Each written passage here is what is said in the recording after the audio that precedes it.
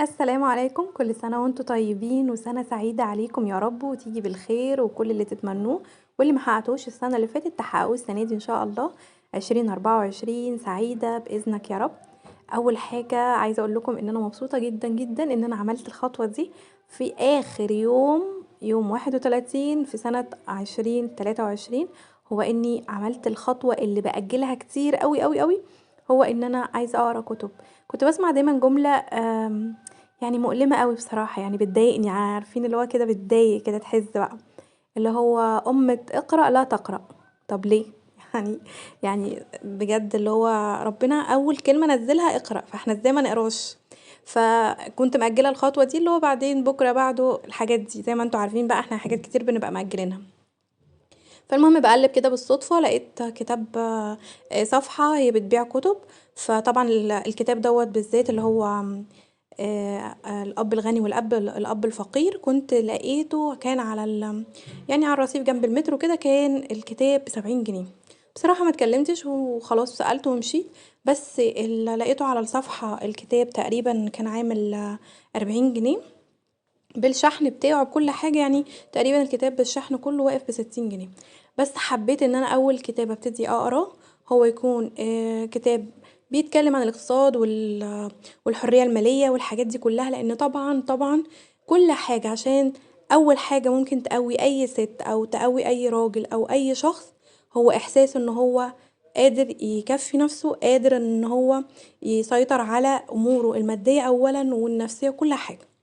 فحبيت ان انا ابتدي بالحاجات دي. اول حاجه الاب الغني والاب الفقير ل روبرتو توكاتسي، اسمه روبرتو.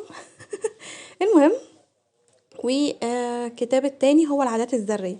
بصراحه ممكن اديكم بقى نبذه كده بسيطه عن العادات الذريه لجيمس كلير. هو عايزه اقول لكم ان هو بيتكلم ان حاجه بسيطه جدا، يعني ممكن تعملي عاده صغيره جدا انت تقولي لا دي بسيطه، ما لا انا عايزه عادات كبيره عشان اقدر اتصرف واقدر بقى اغير حياتي والحاجات اللي احنا بنعملها دي، وبنكبر الهيئه قوي وبتكبري الاحلام وتبصي تلاقي نفسك يعني اخر السنه ما عملتيش اي حاجه من الخطط والحاجات اللي نفسك فيها والحاجات اللي عايزه تعمليها.